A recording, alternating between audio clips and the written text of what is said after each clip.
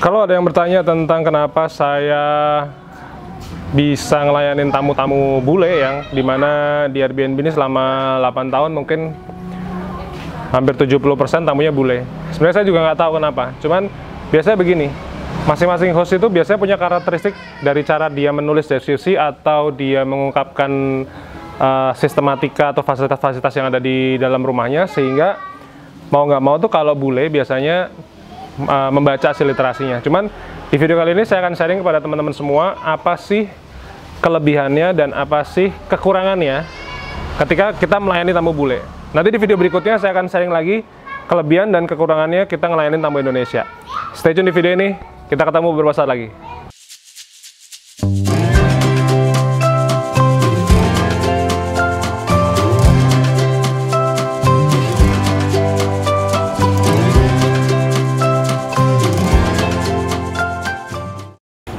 Halo teman-teman, ketemu lagi dengan saya Bima Aditya. Jadi saya sekarang ada di Cendela. Ini anak-anak saya lagi pada mainan ikan nih. Nah itu. Ini anak saya yang satunya di sini. Jadi officially begini, saya tuh dari dulu ketika nulis profil rumah, itu saya selalu bilang bahwa saya punya anak kecil 4 orang, sehingga kalau kamu merasa terganggu dengan keadaan anak kecil, sebaiknya jangan tinggal di rumah saya. Saya udah bilang begitu. Jadi di Airbnb itu sesederhana itu ya. Makanya kalau saya bicara tentang sekarang kekurangannya dulu ya. Kekurangannya dulu kita nge-host tamu bule ya. Kita sambil duduk ya. Kekurangannya gini, bule itu ceplas-ceplos. Dia apa adanya, sehingga ketika dia nggak suka dia bilang nggak. Ketika dia suka dia bilang suka. Nah, kalau nggak suka itu biasanya dia kayak dulu ya. Jadi saya punya kamar nih di belakang ini. Kalau teman-teman lihat ini ada namanya kamar Tosca. Itu dulu tiba-tiba ada satu bule dari salah satu negara lah. Saya nggak bisa menyudutkan salah satu negara juga ya. Tapi dia tuh tipikalnya adalah orang-orang yang keras banget. Singkat cerita dia tidur satu malam di sini. Intinya keberisikan. Saya udah bilang bahwa kamar itu adalah kamar paling bermasalah karena noise jalanan. Dan ya namanya juga saya punya cafe ya, jalannya cuma 10 meteran udah pasti ada noise. Tapi singkat cerita dia nggak bisa tidur malam, terus kemudian dia marah-marah lewat review, dan besok siangnya jam 1 dia langsung pergi kabur bawa koper gitu.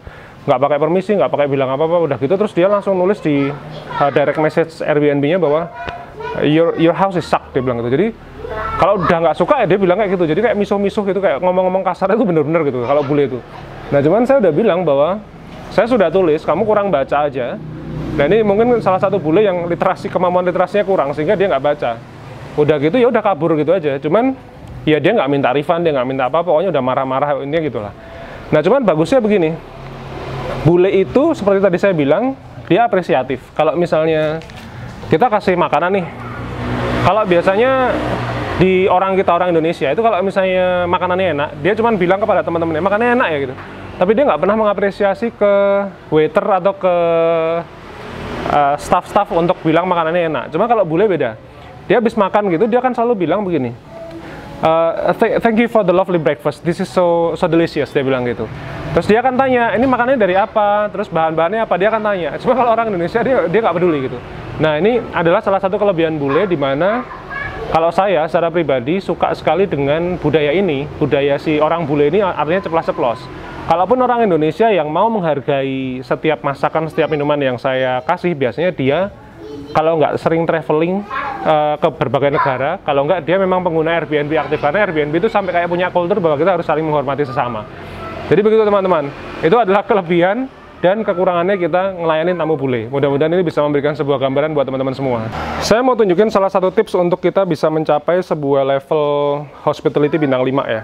Jadi gini, kalau kita bicara services itu baik di apapun bisnisnya sih, sebenarnya apapun servicesnya ya, itu kita harus mengerahkan semua 5 panca indera untuk bisa melayani tamu. Jadi satu misalnya kita mata, artinya saya punya homestay yang colorful, terus kemudian kulit airflow-nya harus bagus, jadi harus segar. Kemudian mulut mengecap, itu artinya kita menyediakan sebuah kopi yang nikmat, makanan yang nikmat. Kemudian rabaan itu biasanya kita shake hand, salaman tangan.